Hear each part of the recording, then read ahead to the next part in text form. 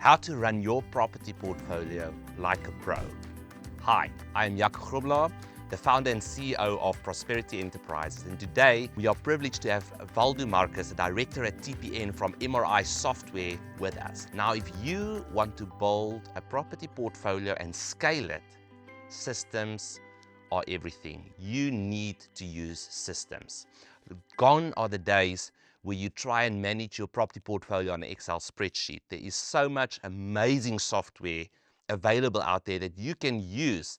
And today, Waldo is going to share with us how TPN can help you to build your property portfolio and to manage it effectively. Welcome, Waldo. It's nice to have you here. Jaco, thank you very much for having me. Waldo, for somebody that's starting out or that has a couple of properties already, how can TPN help them in their property portfolio? So TPN was effectively created for property investors, both residential and commercial. And the intent really of TPN was to say, how do we protect a landlord and its investments from tenants that do not fulfill their rental obligations? And that's been a challenge for many, many years. And that's why TPN was created. So TPN as a credit bureau provides irrespective of the size of your portfolio, insights into finding and positioning the right tenants. Tenants that's going to pay their rent on time, that can afford to go in your rental property, but also has the propensity to look after a rental property based on their history. The Bureau itself offers a variety of services, and it's really about mitigating risk. So making sure you place the right tenant in your property.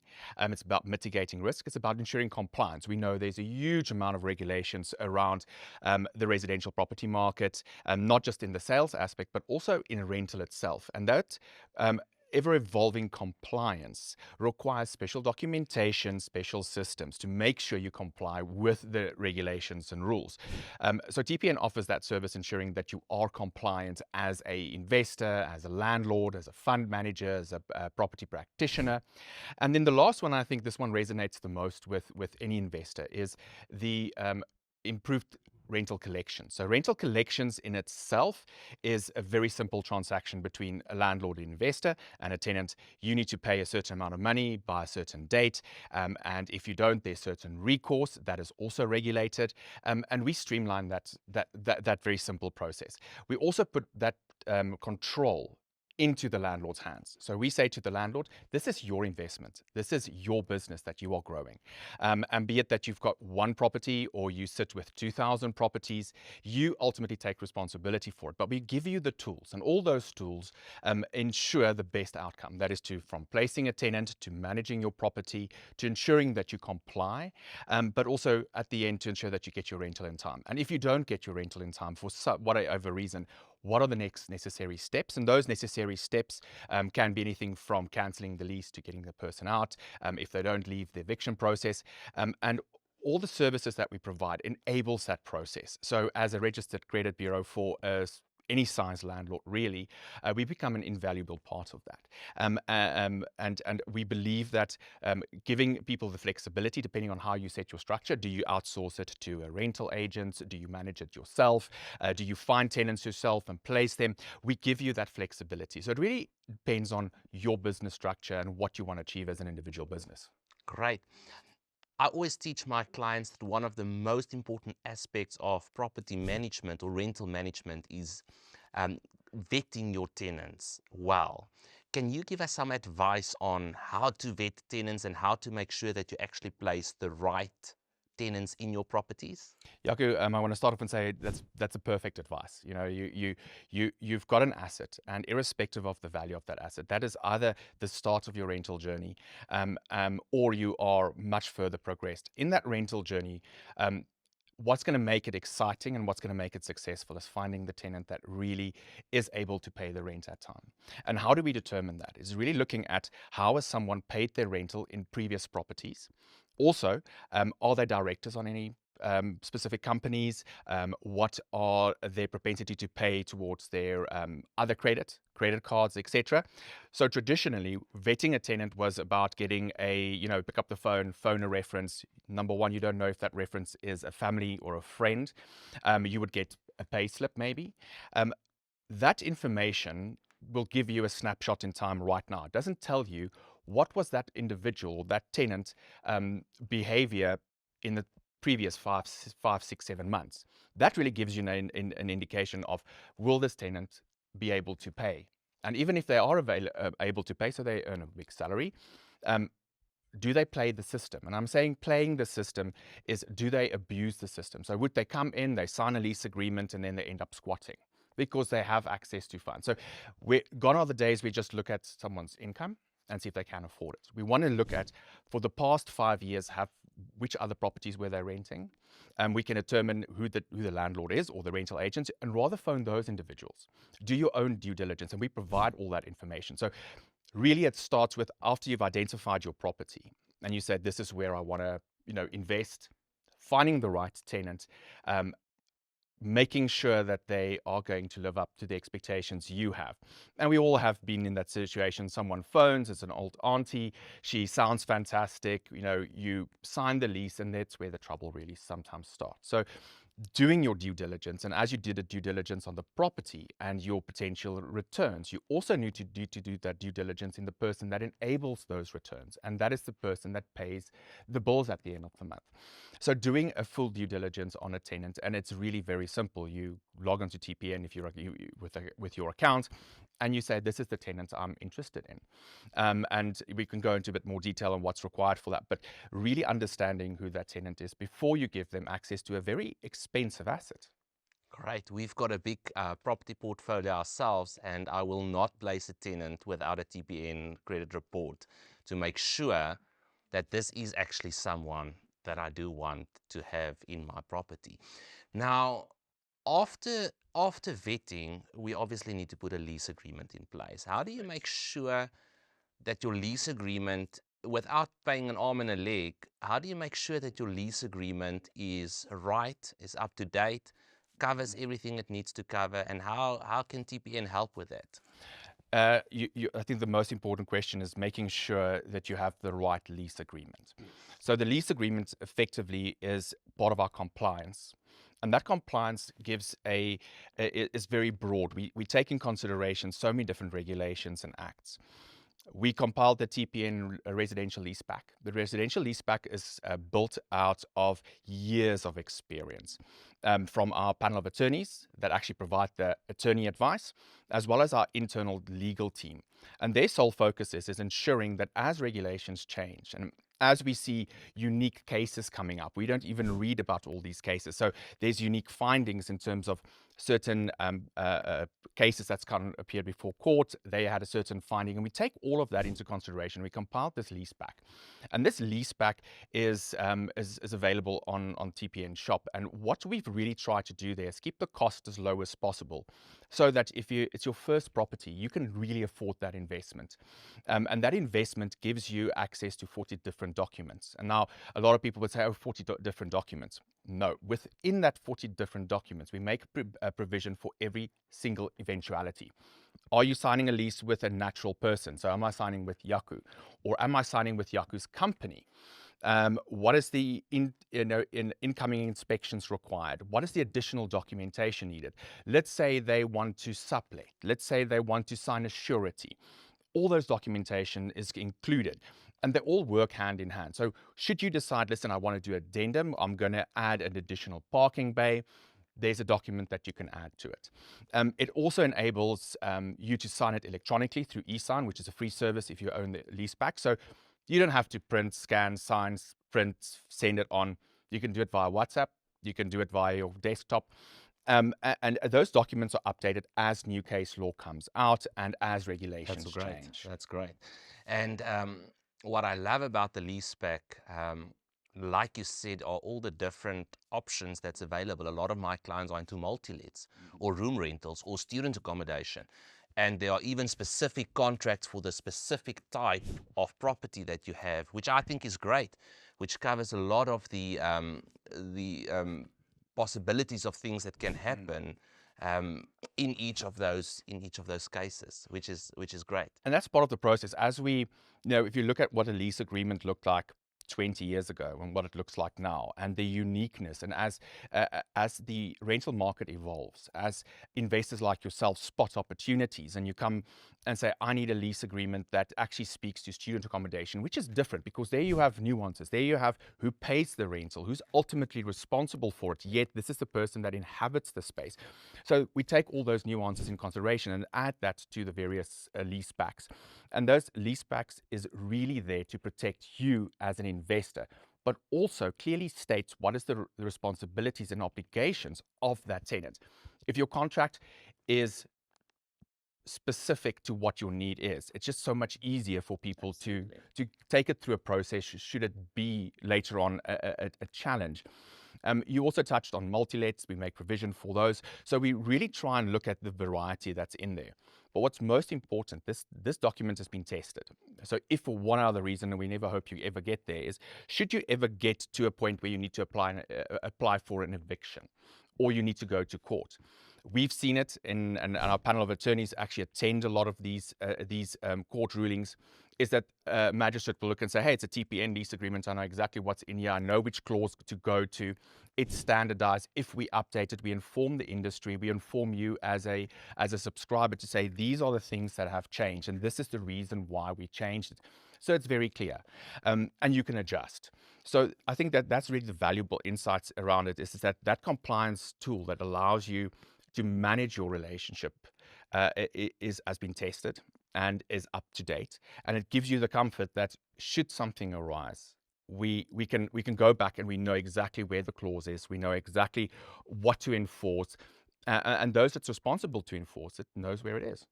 As I have said, gone are the days of trying to manage your tenants on an Excel spreadsheet. Systems are extremely important in the process of building a property portfolio and becoming a successful property investor. Now, talk to us about managing your property portfolio, the billing, the collections, all the tenants that you have. How does TPN help my clients and in property investors in that case? Uh, Excel is a fantastic tool if you are managing one property and that's where you're going to stick. And still then, we don't advise it. The reason why is, maybe I'll give a bit of context around a solution that we developed called RentBook. RentBook is a free property management system, and the free property management system was developed specifically to counteract Excel. Why that is? Our long-term view is that when you grow your portfolio, things become a bit more complex. You might register for VAT, you have multi-shareholders, and Excel can only do so much. And then something happens to you, and then no one's got your access or passwords, etc. Also, ultimately, we want you to belong to the TPN Credit Bureau and upload your rental payment data. The rental payment data is critical for us. So when you, as a landlord, pull a credit report on someone, you want to ensure that there is the previous historic data that comes from our ecosystem of landlords, managing agents that provide data into the credit bureau. So what that means is, although this person might have been renting from a company that has multiple lease agreements, or that's been managed by an estate agent, that data still comes into the bureau, and that data needs to be accurate. As a credit bureau, we are the custodian of the data, and we need to make sure it's accurate. Now, to bring that data in, something like Excel is got a huge risk. It's how you format it. Some people have text columns, and it's not standardized. So we developed RentBook for especially smaller investors to say, hang on, there's a system here that you can use that helps with your invoicing, your collections, your allocations, to make sure you allocate bank statements. If you do have agents that you need to pay, you can pay them. The commissions are calculated, allocating rates, water, taxes. So all of that then sits in RentBook for you to manage. It also gives you opportunity. So when it comes to tax season, and I know that's a dreaded word, but when we get to tax season, everything is centralized. There's no risk that a formula was, fell off somewhere, or your calculations were wrong. That all sits in RentBook. And it's a free service that we provide really for us to say, the integrity of the data for the credit bureau. So when Jaco pulls a report on a prospective tenant that the data is accurate, we develop that system specifically. And it also then allows you to push your rental payment data for your tenants into the credit bureau. And of course, this is all linked back to the POPI Act and making sure that it's compliant. Again, it comes back to that compliance element to it, so that the data and the integrity of the data is trusted. So managing a portfolio, you don't need Excel, you need Rentbook.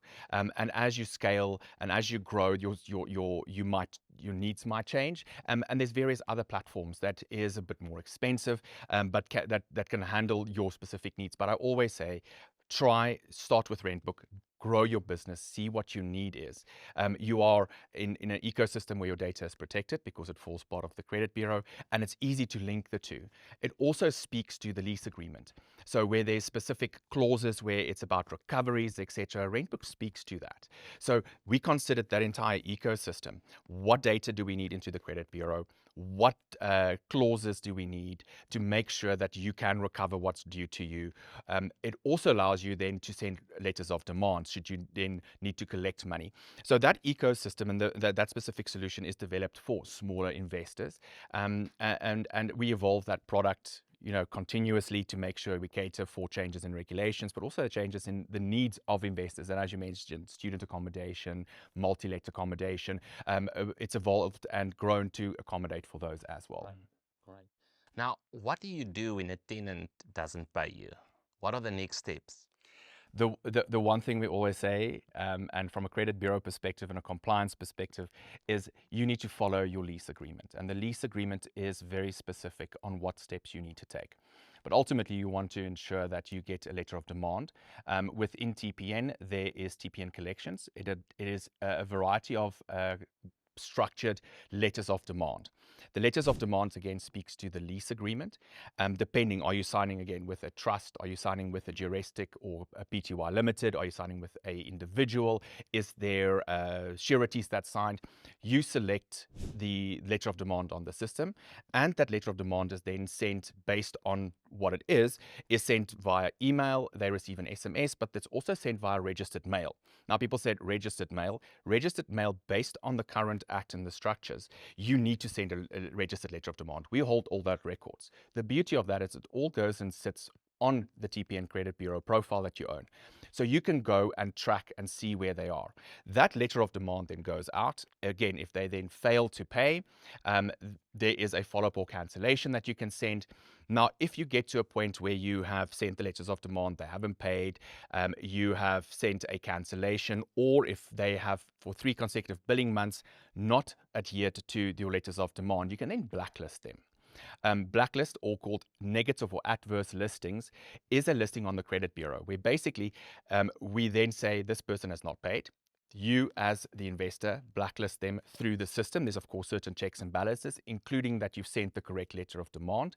The correct letter of demand from, if you use the TPN Credit Bureau letter of demand, is correct. We then blacklist that. Blacklisting sits on someone's profile for 12 months. What does that mean? That means if they go and they want to buy a new car, or they want to apply for a bond, or they want to take out a new cell phone contract, or a clothing account, it's flagged. And then they have the risk of not gaining access to that. The only way to remove that flag is after expiry, which is 12 months, or alternatively, if they pay their accounts in full. And I sit in a couple of compliance meetings, and this comes through, and we actually see that work really well. So we are part of that process from when they move, from when you decided which tenant you want to place, you sign the lease agreement, and then during every month that payment flags come in. Also understand that when you upload your data into the credit bureau, into TPN, we create a payment flag. So if you meet your rental obligations, we state that this person paid on time, and we do that every single month. If they paid a portion, we state partial payment. If they don't pay, we say they did not pay. So when you pull a credit record and you look at that credit record, we actually show month by month how this person has paid their rental. What that means is if they want to move and try and get another property, it's very difficult to do. Or they will find it, but then you, of course, as a landlord or investor, take on the risk. You're going to up the rental to make sure that you paid for it. But if they do not pay, then there's certain steps we take. And the system is, because it's so integrated, it's very easy to send it. You add, then we hold all the tenant details already. So it's literally filling in a few fields, press OK, and that then goes out to the tenant to ensure that you can get your rental on time. I love the data that you guys provide, and you've got this amazing quarterly reports that come out. Tell us a little bit more about that. So because we sit on a lot of data, and I think the last time I checked, the residential rental monitor that we compile, which basically gives everyone a snapshot in the industry of how rental is performing. What is the year-on-year escalations, how are tenants paying, which provinces it's got what average rental, what are the yields to be expected, and that's really benchmarking data. This benchmarking data says, all right, if I'm going into this province, this is the kind of yields I can expect. This is the type of escalations I can apply. And that's based on real data. And we are the largest collector of rental property data in South Africa, both commercial and residential. But on the residential side, the last time I checked, it's 1.3 million records that we actually look at. So it's quite a robust set of data. And what that means is that what we put out to the market, and when you look at these residential rental monitors, as well as some of the other industry benchmarking we publish, you can give a really good idea of what's going on. But what's really important about understanding that you're interested in a specific suburb, for instance, you want to look at what is performing in, let's say, for instance, Kyalami. We actually have property investor reports that drills down to suburb level. So what we provide to the industry as free, it gives you an overview, but then you want to drill down, and that property insights and investor report that we provide really drills down to say, what is sectional title performing with, what is full title, how many tenants are in this area, what kind of return can I show, what is the property asset value growth, really informed decisions. And we've also kept those costs really, really low. The reason why is that when you decide to move into this industry, is the more data you have, the better the decision you make. The better the decision you make, the better tenants you would be coming after. The better tenants you come after, the better the ecosystem performs as a whole. So it's really almost an altruistic approach that we keep these costs really, really low. And the residential rental monitor, the quarterly reports are free. It's to inform the industry. Let's make right decisions. Let's help build this industry, and it is growing. Recent data I've pulled, we've really seen this industry going from strength to strength, not just on yields and on rental escalations, but the most important for us is that tenants are actually still able and willing to pay their rentals, meaning that landlords are catering for their needs. Wonderful. What do you see happening in the next 5 years in the rental market? Wow, that's a really, really good question. I think if we look at rental properties since during the COVID period over 2020, the asset class and the consumption of that asset class, or the way people consume residential property, has fundamentally changed. Work from home has impacted. We see how municipalities perform varies, and that impacts really the success of property investments. So overall, I think that the residential rental market will continue to grow in terms of demand. Supply is still very slow to come online. So we're seeing new building plans approvals drop year on year. It's not been very strong. We also sit with affordability challenges in South Africa. And affordability is not just on the lower end of the market, it's also the higher end of the market. It goes across the various segments. And those affordability issues is, in terms of accommodation, is partially solved through property investors and people renting. It has also enabled people to build up a good credit score before they go to the banks and ask for bonds. Very interesting, and this is why it's a difficult question and an interesting question at the same time to answer, is if we look at the interest rates, they've come down.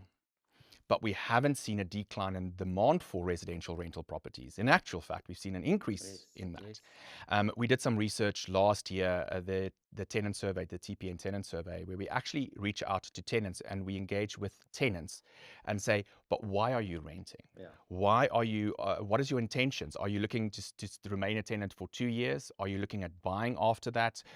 If you're not looking at buying in the next 2 years, is it in the next 5 years, the next 10 years?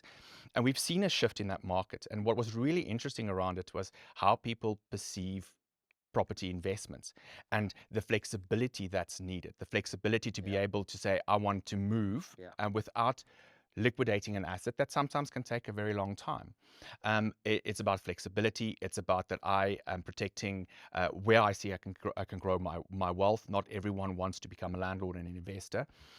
But very interesting as well, from those tenants that we surveyed, there was almost 7% actually own their own property, but they rent somewhere else. Yeah. So they use that as a wealth creator, but they go and rent somewhere else. So if I have to take a 5-year view on this, I do think that we're going to see some challenges around tenants becoming a bit riskier if we continue with high rental escalations. It's really striking the balance. Investors have, and I believe will continue to strike the balance between having a property occupied versus aggressive rental hikes. Yeah. And those aggressive rental hikes can just push someone over the edge where they can't afford. And that's where they slip down and it impacts your cash flow as an investor because they don't pay their full rental, they do struggle.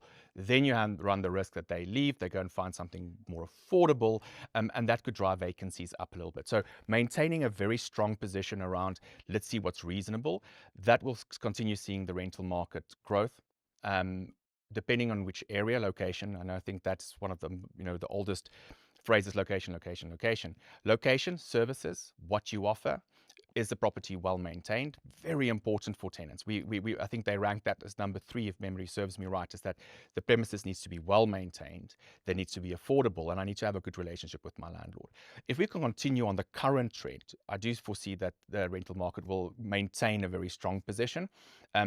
Also, if we don't see building costs and those things come down, purchasing new homes become very expensive, although interest rates might come down. That bodes well for investors because that's additional cash flow for you month to month. But we need to look at the consumption, and I think the consumption has changed even in rental sales. First-time home buyers is becoming older. People are living in their homes for a bit longer, so we don't see that churn. While in rental accommodation, we still see people renting up to about, I think, 25 months as average, what a person will remain a tenant for. So taking those things in consideration, I think it's very important that you also look in where your investment sits.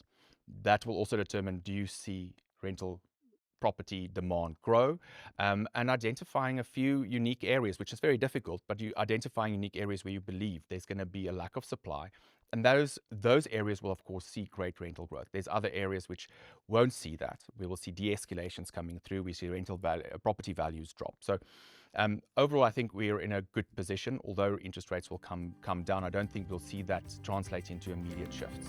Great. Waldo, the insights have been incredible. Thank you so much for joining us today on the channel. Thank you very much for having me. Great.